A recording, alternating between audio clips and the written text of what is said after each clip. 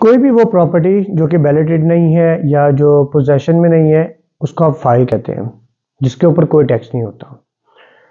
File के ऊपर कोई टैक्स नहीं होता, प्लॉट के ऊपर टैक्स होता है। आप एक फाइल खरीदते हैं, डाउन पेमेंट करके उसकी इंस्टॉलमेंट्स पे करते हैं, और इंस्टॉलमेंट्स पे करने के बाद वो एक टाइम बाद पोजेशन आ जाता है उस पर, और वो प्लॉट बन जाता है।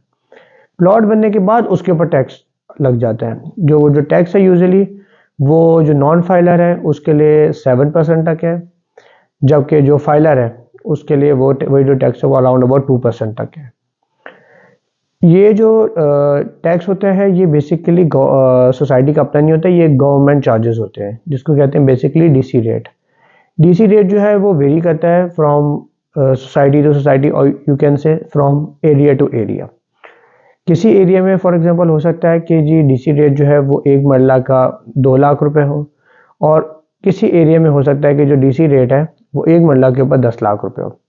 फॉर एग्जांपल आपका जी 1 करोड़ का प्लॉट है, जिसके ऊपर जो डीसी रेट जो टैक्स बनता है वो ऑलमोस्ट 10 लाख रुपए बनता है, तो आपने वो पे करना है। अब ये टैक्स पे करने की रीज़न क्या है? टैक्स पे करने की मेन रीज़न ये है कि जब तक आप वो टैक्स पे नहीं करते तो आपका वो जो प्लॉट है वो आपका रहता है ब्लैक में, मतलब वो गवर्नमेंट रिकॉर्ड्स में नहीं होता। इसी तरह जब आप टैक्स पे कर देते हैं तो वो गवर्नमेंट रिकॉर्ड्स में आ जाता है, और गवर्नमेंट को पता चल जाता है कि जी ये आपकी प्रॉपर्टी है और आप इसको ओन करते हैं। कि कल को आप जब बेचते भी हैं तो पता होता है गवर्नमेंट को कि हाँ भाई इसके पास इतना वाइट मनी था और इसने उसके हिसाब से इस प्रॉपर्टी को बेचा है।